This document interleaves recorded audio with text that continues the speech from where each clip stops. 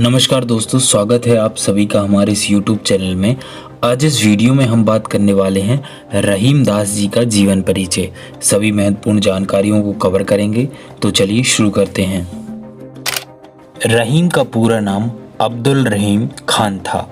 इनका जन्म सन 1556 ईस्वी में लाहौर यानी कि वर्तमान के पाकिस्तान में हुआ था। इनके पिता बैरम खान मुगल सम्राट अकबर के संरक्षक थे।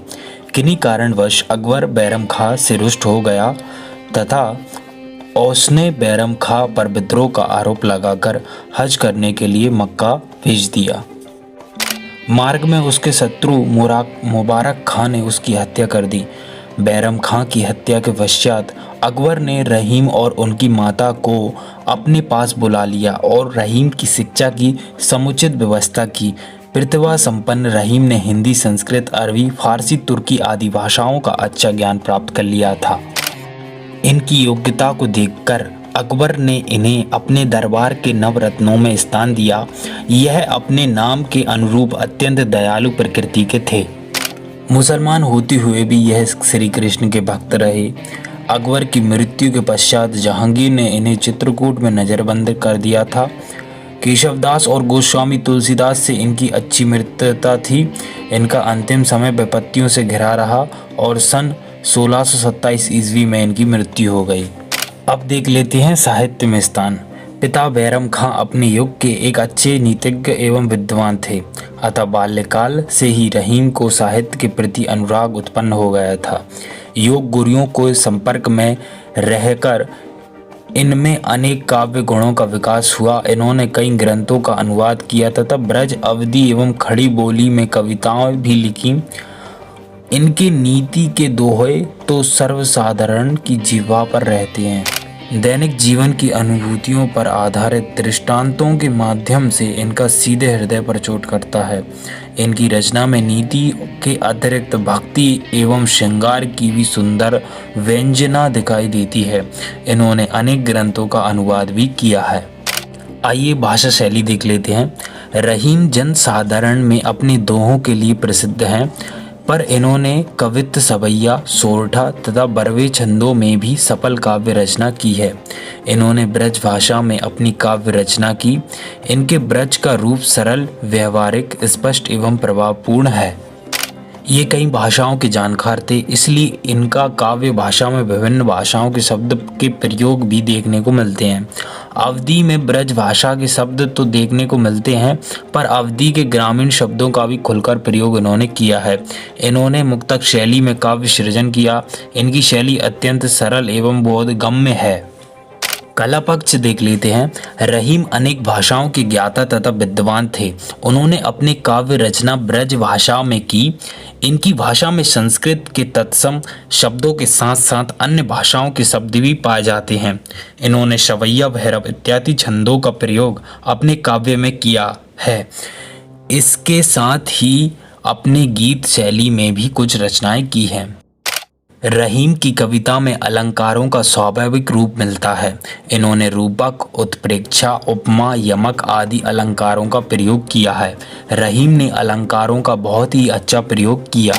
रहीम के नीति संबंधी दोहे अत्यंत प्रसिद्ध हैं। इनके नीति के दोहे लोगों की जुबां पर रहते हैं।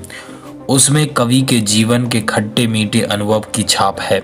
दैनिक जीवन की अनुभूतियों पर आधारित जस्ट आंतों के कारण इनकी नीति संबंधित कविता का लोगों पर गहरा प्रभाव पड़ता है।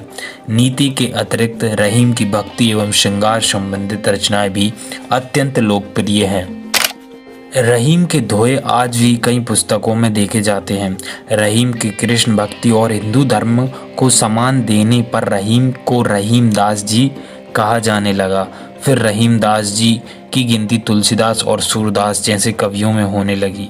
रहीम दास जी ने ज्योतिष पर 2 पुस्तकें लिखी जो काफ़ी प्रसिद्ध हैं। उनका नाम है कौतुकम और द्वाविष्ट योगावली। अब देख लेते हैं रहीम दास जी की मृत्यु कब हुई थी। अकबर की मौत हो जाने के बाद अकबर का बेटा जहांगीर राजा बना, लेकिन रहीम जहांगीर के राजा बनने के पक्ष में नहीं थे। इस कारण अब्दुल रहीम के 2 बेटों को जहांगीर ने मरवा दिया और फिर 1 अक्टूबर 1627 को अब्दुल रहीम की भी चित्रकूट में मौत हो गई। रहीम की मौत हो जाने के बाद उनके शव को दिल्ली लाया गया और वहां पर एक इनका मकबरा आज भी स्थित है। रहीम दास के जीवन परिचय के विशेष बिंदु। रहीम जी 5 वर्ष के थे उसी समय गुजरात के पाटन नगर में इनके पिता की हत्या कर दी गई। इनका पालन पोषण स्वयं अकबर की देखरेख में हुआ। दूसरा पॉइंट है, इनकी कार्य क्षमता में प्रभावित होकर अकबर ने 1572 ईस्वी में गुजरात की चढ़ाई के अवसर पर इन्हें पाटन की जहांगीर प्रदान की। अकबर के शासनकाल में इनकी निरंतर पदोन्नति होती रही। तीसरा पॉइंट, 1576 ईस्वी में गुजरात विजय के बाद इन्हें गुजरात की सूबेदारी मिली। चौथा पॉइंट है, 1579 ईस्वी में इन्हें मीर उर्ज का पद प्रदान किया गया। पांचवा पॉइंट है, 1583 ईस्वी में इन्होंने बड़ी योग्यता से गुजरात के उपद्रव का दमन किया। 6 पॉइंट है, अकबर ने प्रसन्न होकर 1584 ईस्वी में इन्हें खान खाना की उपाधि और पंच हजारी का मनसब प्रदान किया। 7वां पॉइंट है, 1589 ईस्वी में इन्हें वकील की पदवी से सम्मानित किया गया। सन 1604 ईस्वी में शाहजहादा दानियाल की मृत्यु और अब्दुल फजल की हत्या के बाद इन्हें दक्षिण का पूरा अधिकार मिल गया। जहांगीर के शासन के प्रारंभिक दिनों में इन्हें पूर्वज सम्मान मिलता रहा। सन 1623 ईस्वी में शाहजहां के विद्रोही होने पर इन्होंने जहांगीर के विरुद्ध उनका साथ दिया। 1625 ईस्वी में इन्होंने क्षमा याचना कर ली और पुनः खान खाना की उपाधि मिली। 1626 ईस्वी में 70 वर्ष की अवस्था में इनकी मृत्यु हो गई। अगर आपको यह वीडियो पसंद आता है तो इस चैनल को ज़रूर सब्सक्राइब करें, इस वीडियो को ज़रूर लाइक करें और जिसे इस वीडियो की ज़रूरत है उसे ज़रूर शेयर करें। मिलते हैं अगले वीडियो में किसी अन्य टॉपिक के साथ।